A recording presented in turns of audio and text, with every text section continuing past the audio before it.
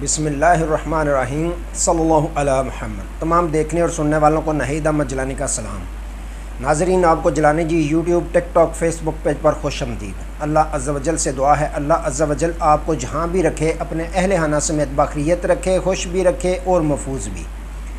ناظرین کرام، اپنی گفتگو کا آغاز کرنے سے پہلے تمام خواتین و حضرات سے یہ گزارش ہے جو ہمارے چینل پہ بھی نئے ہیں وہ جیلانی جی چینل سبسکرائب فرما لیں تاکہ روزانہ آپ تک ہماری نئی ویڈیوز آسانی کے ساتھ پہنچ سکیں۔ بلا تاخیر اپنی گفتگو کا آغاز کرتا ہوں۔ اسلام آباد سے بریکنگ نیوز، ریورس گیئر لگ گیا، پی ٹی آئی کو مبارکباد،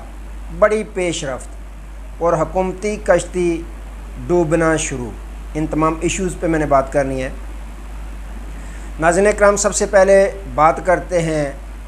آزاد کشمیر کے متعلق کہ جو چند دن سے جس میں حالات بہت ناسازگار نظر آ رہے تھے، حالات بہت کشیدگی کی جانب چلے گئے تھے، پولیس اور مظاہرین آمنے سامنے تھے، ایک جنگ نما ماحول بنا دیا گیا تھا۔ اس کی وجہ کیا تھی؟ اس کی وجہ تھی نااہل حکومت، جس کے اپنے ہی لوگ کہہ رہے تھے کہ یہ حکومت کی ہٹ درمی ہے، نااہلی ہے کہ ایک سال گزرنے کے باوجود جو جوائنٹ ایکشن کمیٹی تھی اس کے ساتھ مذاکرات نہ کیے گئے بلکہ ان کے ساتھ فٹ بال کی طرح کھیلا گیا۔ بالآخر آج حکومت کو جھکنا پڑ گیا، ہاتھ کھڑے کرنا ہی پڑ گئے۔ آج جو جوائنٹ ایکشن کمیٹی تھی آزاد کشمیر کی، ان کے تمام مطالبات کو مان لیا گیا اور معاہدہ ہو گیا، معاہدے پر دستخط بھی کر دیے گئے۔ جو انہوں نے بجلی کے بلز میں ریلیف مانگا تھا وہ بھی ان کو ان کی منشا کے مطابق، ان کی خواہش کے مطابق حل کر دیا گیا مسئلہ۔ جو آٹے میں سبسڈی انہوں نے مانگی تھی وہ بھی انہیں دے دی گئی۔ اور اس سے بڑھ کر مزے کی بات یہ ہے کہ یہ جو ہماری حکومت ہے، فارم 47 کے تحت بننے والی حکومت، جس کے وزیر اعظم میاں محمد شہباز شریف صاحب ہیں، انہوں نے 23 ارب روپیہ جو آزاد کشمیر کا فنڈ تھا وہ بھی فوراً سے پہلے جاری کر دیا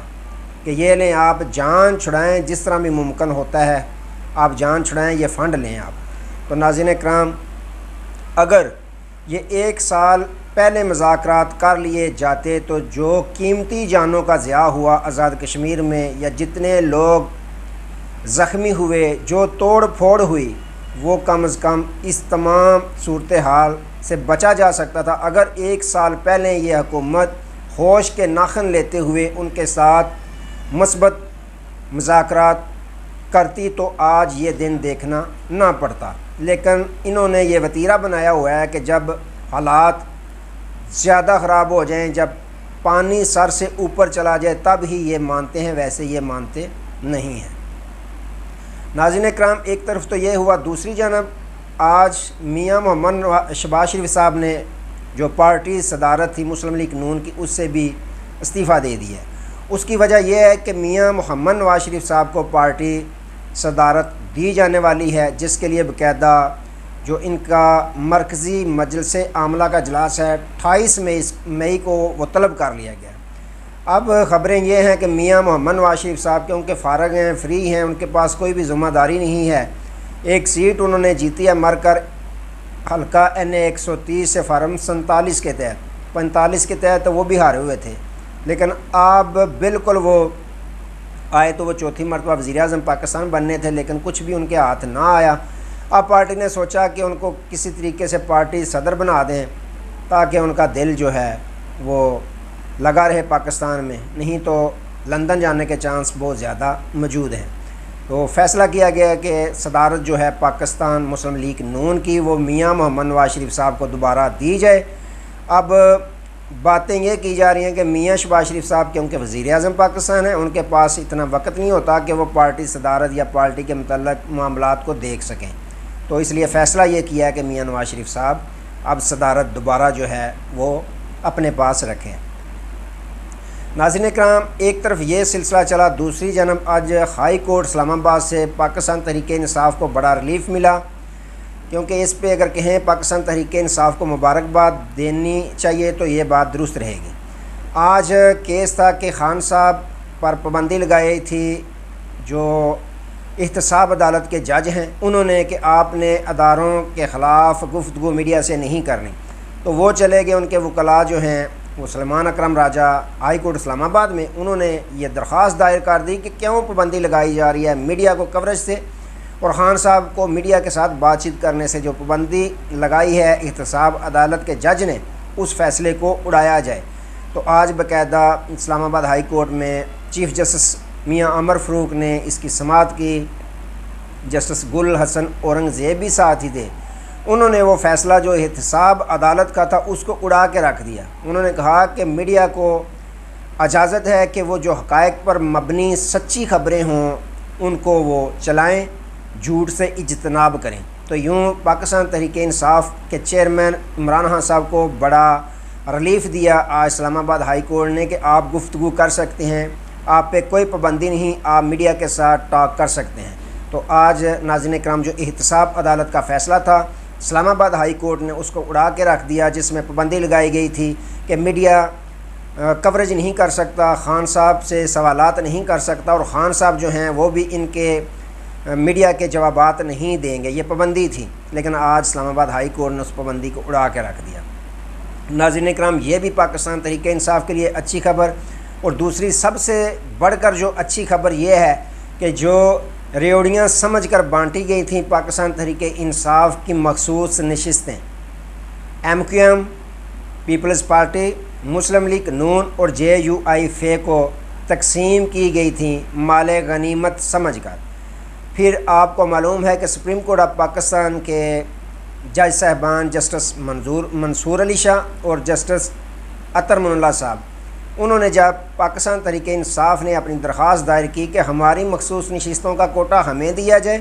ایک دوسرا جو پشاور ہائی کورٹ کا فیصلہ ہے کہ ان سے حلف لیا جائے اس کو معطل کیا جائے، تو سپریم کورٹ آف پاکستان نے اس فیصلے کو، پشاور ہائی کورٹ کے فیصلے کو معطل کیا تھا، اور یہ کہا تھا کہ یہ کسی بھی قانون سازی میں اپنا ووٹ کاسٹ نہیں کر سکیں گے جو مخصوص نشستوں پہ کامیاب ہوئے ہیں یا جن کے الیکشن کمیشن نے نوٹیفیکیشن جاری کیے ہیں مخصوص نشستوں کے کوٹے پر۔ تو ناظرین اکرام بالآخر آج 6-7 دن بعد الیکشن کمیشن آف پاکستان کو بھی ہوش آ ہی گیا کہ سپریم کورٹ آف پاکستان نے ہمیں حکم دیا ہے کہ ان کی رکنیت معطل کی جائے۔ تو الیکشن کمیشن آف پاکستان نے آج 77 مخصوص نشستوں پر جن کے نوٹیفیکیشن خود الیکشن کمیشن آف پاکستان نے کیے تھے، آج بالآخر ان کو معطل کیا جو الیکشن کمیشن آف پاکستان ہے، جس میں 22 قومی اسمبلی کے ہیں اور 3 اقلیتوں کو ملا کر کل قومی اسمبلی کے 25 جو مخصوص نشستوں پر جن کو منتخب کیا تھا الیکشن کمیشن آف پاکستان نے، ان کو آج ان کی رکنیت جو ہے وہ معطل کر دی گئی ہے۔ اسی طرح کے پی کے، پنجاب، سندھ، تمام صوبوں میں جو مخصوص نشستوں پر جن کے نوٹیفیکیشن کیے تھے الیکشن کمیشن آف پاکستان نے، آج اسی الیکشن کمیشن آف پاکستان نے ان کی رکنیت کو معطل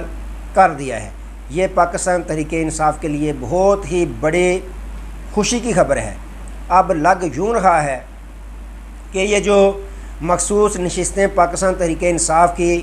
ریوڑیاں سمجھ کر دیگر جماعتوں میں بانٹی گئی تھیں، وہ پاکستان تحریک انصاف کو واپس ملنے جا رہی ہیں۔